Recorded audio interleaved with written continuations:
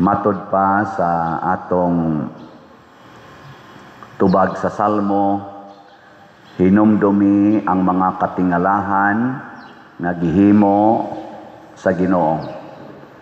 Maayo kayo si Mama Mary nga mutuman ani, kanabitang iyang Magnificat, ingon siya, ang akong kalag nalipay og nagdaig diha sa Ginoo tungod sa mga dagkong butang nga gihimo niya kanako nga iyang ubos nga sulugoon.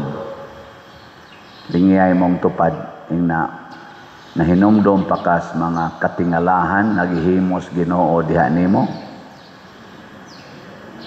Unsa may katingalahan nga gihimo sa Ginoo diha nimo? Na hinumdumi, ayaw kalimti. Ang mga Israelita, matod pa diri sa atong unang pagbasa, gihinumduman pod nila nga ang dagat nga pula gihimong gibanigan og green nga balili ang tunga niya ang mga balod diri nila sa kilid. Wa to'y flood control. Pero wa gyud kalusot ang tubig. Kaya nga naman, gikontrol sa katingalahang gahom sa Ginoo. Ang kuyaw, kung kanang imong naong, ikaw na mismo ang naghimog katingalahan, nga ang imong buhok nga itom, gihimo nimong blonde, ikaw ay gahimog katingalahan. Katingalahan, ito mo na agahapon, karon blonde naman. Og imo ragani na patay gikadiha. Ang imong kilay nga kaniadto medyo katag-katag og jutay karon ni straight kay imo nang gikis-kis og gibadlisan, katingalahan sa na siya. Pero ikay naghimo. Ang kuyaw kung ikaw kaniadto babae nya karon laki naman katan-awon, katingalahan pud na. Kana sang laki kaayo nya ni kalitlag ka babae pati nang dagkuag dughan, katingalahan pud na. Pero ang Ginoo kung mao'y mohimog katingalahan unsa man, permanente. Dili mag-usab-usab ang iyang katingalahan. Nga naman, gibase man sa plano sa Dios. Basta plano sa Dios, dili mag-usab-usab. Mao na nga niingon gyud siya, ampo gyud. Kay kani manggong planos Ginoo mga igsoon, usahay lisod nato sundon, yelingay mong tupad. Ing na unsay planos Ginoo nimo karong simanaha. Ing na ko na ba? Na kibaw ka. Basig ikaw ragay gasigig plano, ikaw ragay gasig plano, pero wa ka kibaw unsay planos Ginoo nimo karong simanaha. Sige na lang, ay lang rong simanaha, karong adlaw unsay planos Ginoo nimo. Kibaw ka. O wa ka kahibaw, pasabot, wa ka nagampo. Kay kana man gong pag-ampo, mao man na ang pag-abli sa atong hunahuna ngadto sa Ginoo. Ug ang pagpaminaw ngadto sa Ginoo kung unsay iyang isulti nato. Mao nay pag-ampo. It is a communication between man and God. Pero ang nag-communication, ang servant o ang master. Ang Ginoo mao'y master, kita mao'y servant. Mao na, diri ang gihimong example ni Jesus, ang pobre nga byuda nangayog tabang sa huwis.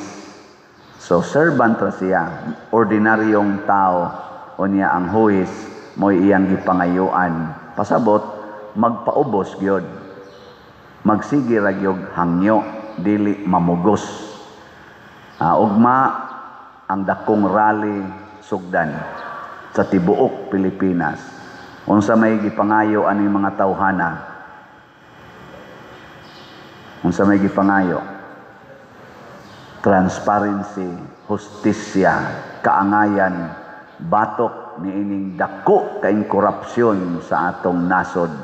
Nga karon pa ni nahitabo nga hastang mga tagalaing nasod mura naggiluod nagtan-aw nato na anay dili na mo pahuwam, na anay di na mo tagad, ug naa na gani mga pari nga mga foreigners nagwali dito sa ilang nasod na social media naghisgot na sa Pilipinas.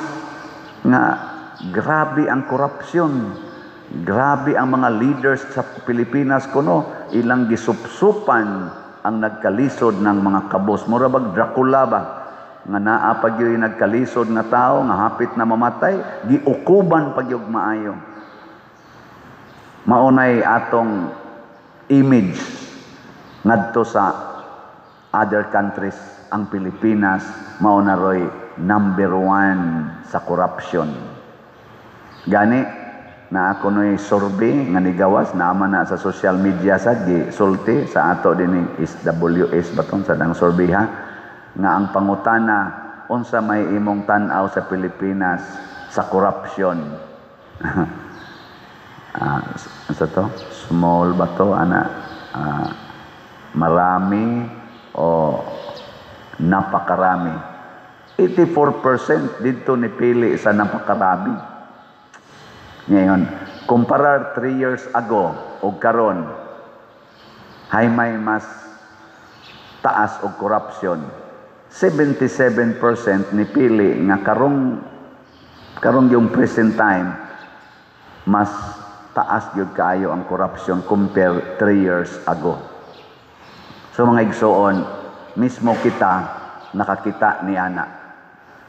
Pero unsaon man pagpangayo og hustisya, transparency, accountability, kamatuoran niining corruption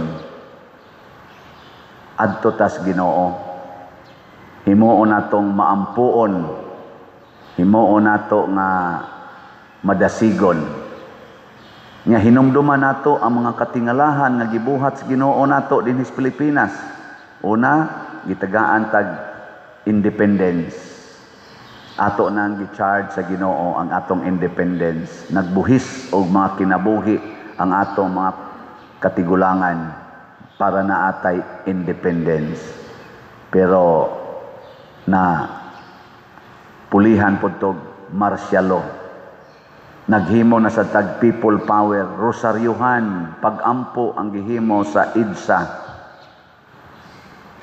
Unsa may nitabo, nawagtang ang amahan aning ato karong presidente.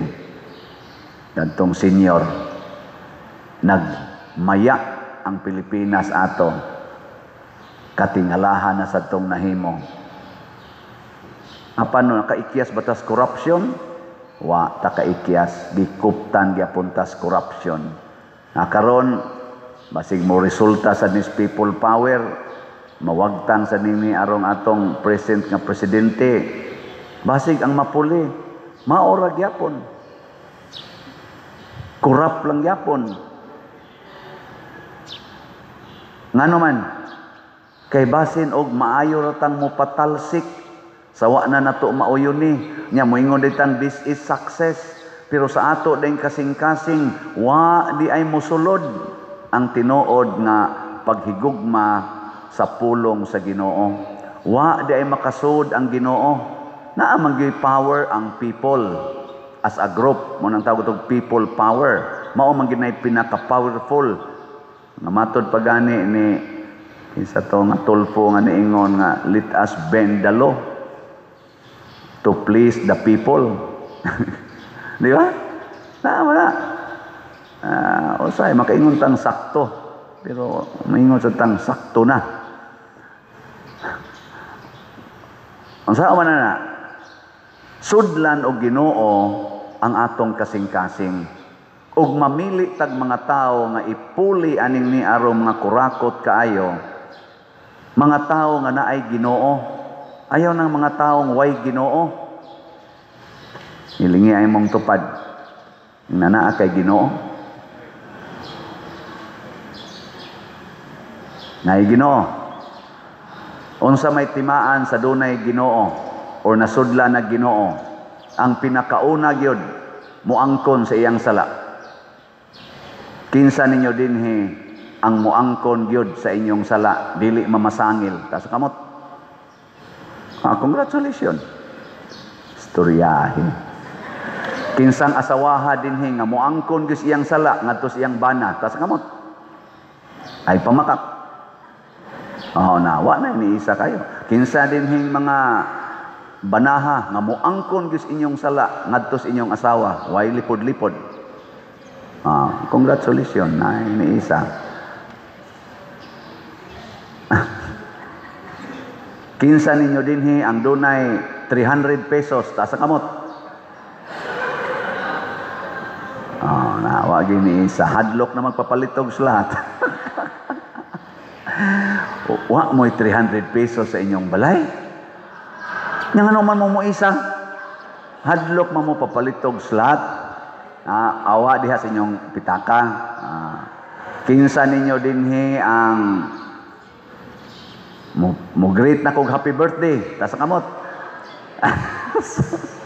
Ibaw na ra ba mo kung say dangatan ninyo mo greet mo na kog happy birthday.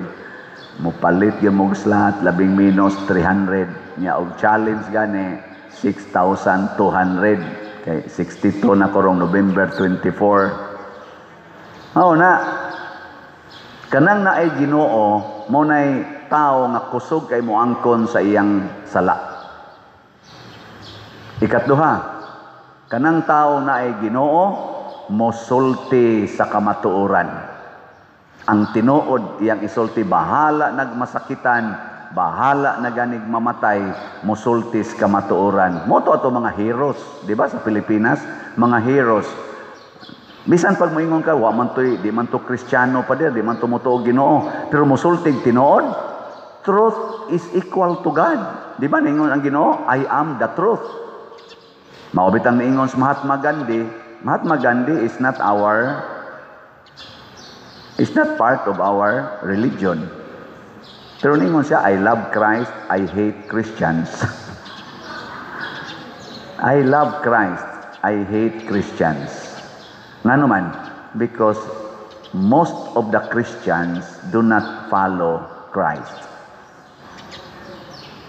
Nga naman, mga bakakon man kaita, kana lang imong kuluran, imong buhok, imong papution, imong naong, kiskisan, imong kilay, ngano ni makakadawat sa gagmayng kamatuoran.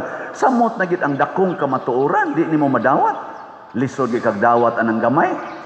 Mo na ingos Kristo, ang kasaligan sa gamay, kasaligan sa dako, ang bakakon, ang limbungan sa gamay, limbungan sa nas dako. Kasimpol anang kamatuorana, and God is truth. Bekaron sa atong nasod, sa mga Marcos, Duterte o Dilawan, kinsa nila ang kusog, musulti o musaksis kamatuoran. Naa ba? Ato, kana lang tulo, mura mo na sila nagsinugang. Marcos, Dilawan, pero murag nag-usa naman ni ron sila karong panahon na, pero hibaw ko, di na sila magkausa, temporary rana. Or Duterte group. Asa man dihay nagsultig kamatuoran. Butang ta lang og di gyud absolute truth, at least duol sa truth. Nakaron unsa may timaan ang tao nagsultis kamatuoran. Naa siya'y stability, consistency. Consistency sa iyang gibarugan. Bisan pag nagkausab-usab ang sitwasyon. Kanabang paragod ana nga mga salida, sulti siya tinuod. Ya tamparusog mayo, torturog mayo. Mao ra gyud isulti. Hangtod mamatay, mao ra gyud isulti. Kinsa maron aning tulo ka grupo na consistent sa ilang baruganan? Marcos, unsa nang usa? Dilawan, Pinklawan o Duterte's group. Kinsa manila ang baruganan wa mag-usab-usab? Ay mo tingog, way tingogay. Ang ako, guide lang ning ako. Pamalandungin. Ato sang i-test, ang ato sang pagka-observant, ato maning nasod. Ato maning responsibility, ang pagpanindot sa atong nasod. Ato sang responsibility, isip katawhan, ang pagpili og mga tao nga, dunay kamatuoran sa ilang kinabuhi. Kay kanang hustisya, di na mahitabo kung dili ibasis kamatuoran. Dili na hustisya basta way kamatuoran. Ug ang kamatuoran dili na mag-usab-usab, mura na siyang parula. Mao bitaw ang parula gihimo na siyang murag symbol of kani-ganing mga navigation kay di na mausab bisan pagtamuka nagbagyo unos maura gid na iyang baruganan. Gilingi ay mong tupad. Ing na tinuod ng naong nimo. Ing na. Tinuod ng imong kauban karon nga bana gid na nimo, asawa gid na nimo o kabit ra na nimo o puyo-puyo ra na nimo. Nya holding hands ba kay mo diha, magsige pa mo tawag-tawag og langga, mga bi, unsa pa na inyong tawag.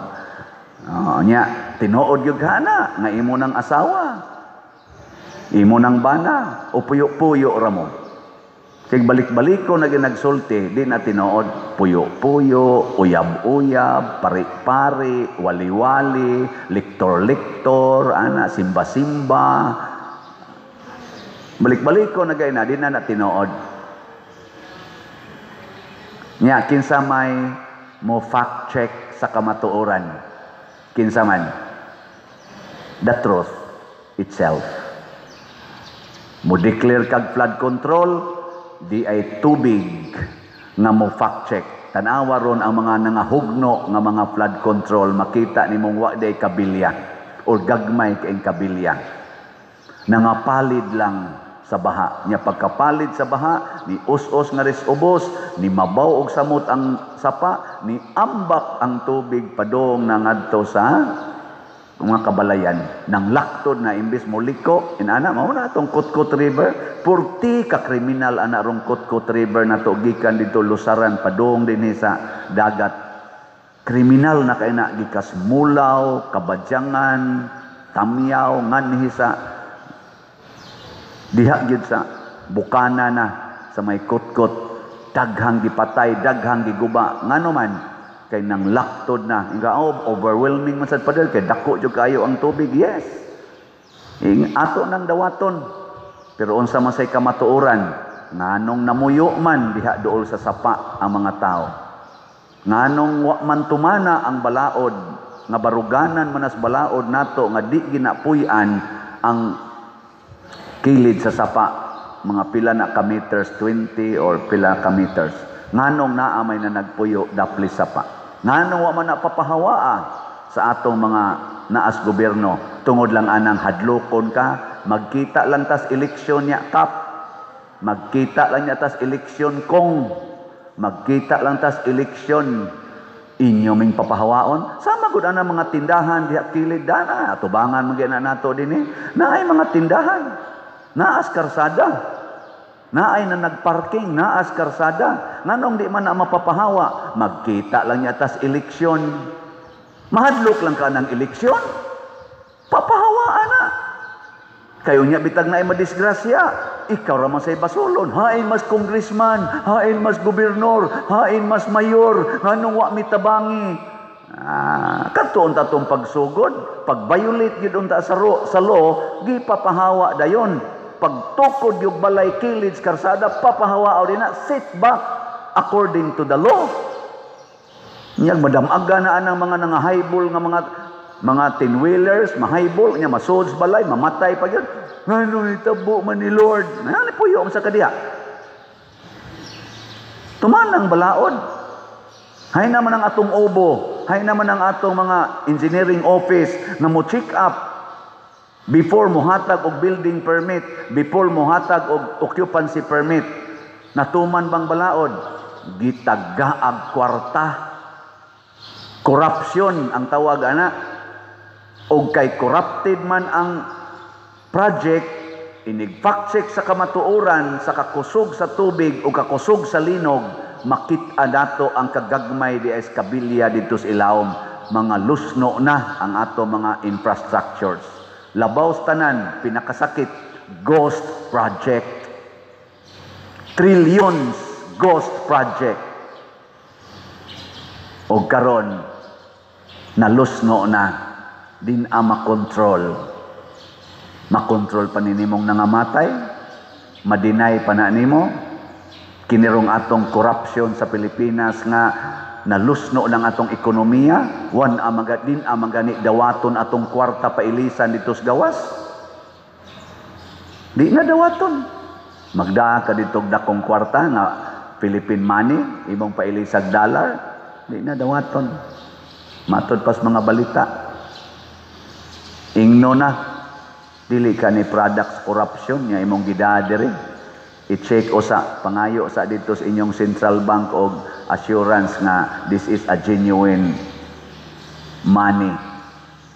Kay basig usa ka sa nagkurakot dito niya imong gidadin hing kwarta. Maapil mi. Hadlok na managana na magdada ka dito kwarta nga moabot og mga milyon, questiono na ka. Luoy kay ta. Nya madinay pa na sa ato mga government officials, dili na og labaw sa tanan ang ilang team. Katong gisulti ba ni BP Sara nga duha ra man nakabuk ga-approve diha sa budget, kana ra man si Saldico og si Romualdez. Nya kung kanang duha mo'y nag-approve, siyempre apil ginas Bongbong Marcos, di ba? Sige man nagsulti ni BP Sara, mo man ganiyang isulti. Karon ni resulta. Nana umbot sa asa ni Padong. Katag na ron social media. In just few hours, millions na ang nag-view. Si Saldico, nagpagawas, nag-statement, nga di na nako matiis. Isulti na nako ang kamatuoran nga ako, giutusan lang ni Bongbong Marcos. Og akong gi-confirm sa akong speaker nga si Romualdez, niingon sad, kung ano ang gusto ng hari, matupad. Anong sa tiyang term gigamit? Kung ano ang gusto ng hari, hindi mababali. O mautong gi-insert nila ang 100 billion sa BICAM. At tong 2024, nga nagkagubot pagka 2025. Mga igsoon, kanang kamatuoran can stand without shaking. Ang bakak, malusno ra gid na.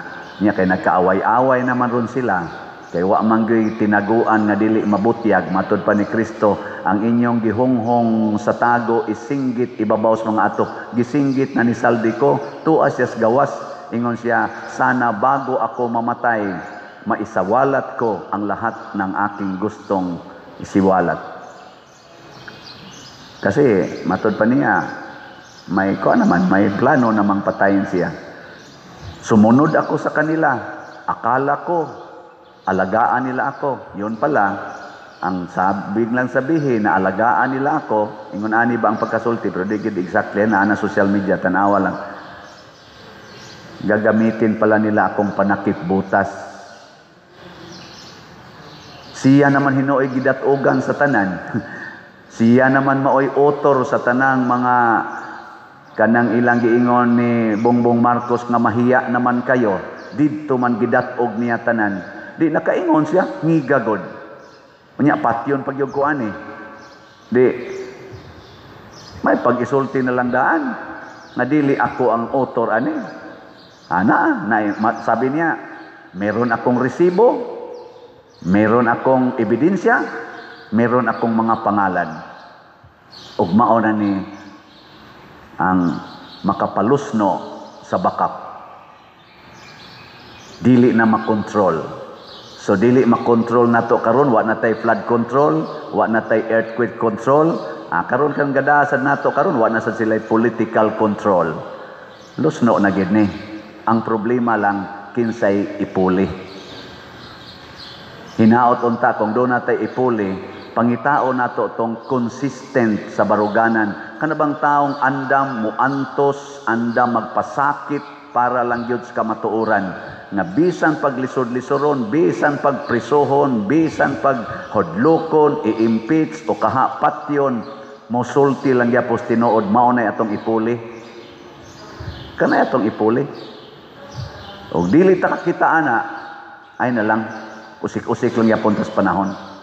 Muna, Supreme Court, atong hangyoon ang Supreme Court, kung magtinaunsa man gining kinabuhia, please stand your ground, Supreme Court. Kay kamo na ang tinuod na hustisya. O atong iyampo sa Ginoo mga igsoon, nga ang atong Supreme Court, tagaan untag wisdom from the supreme judge who is God himself. Pirmi magina silang moingon, so help me God, so help me God. Bisan pag mga supreme judges na sila, justices, moingon gina sila, so help me God.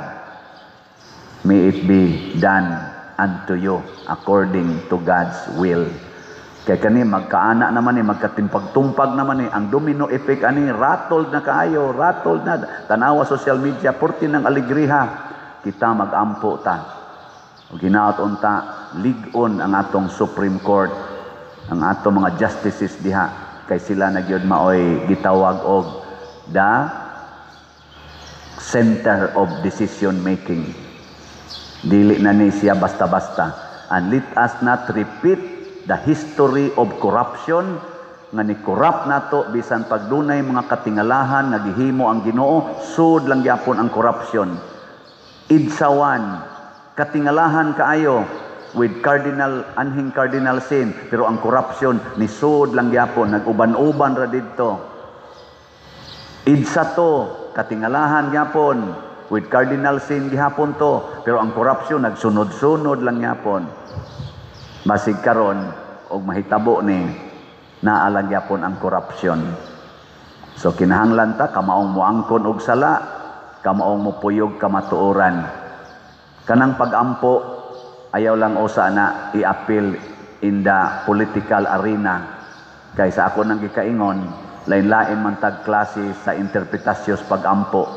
Pero ang tinuod nga maampuon, kamaong mopuyog kamatuoran, dili magpaling-paling sa ilang baruganan.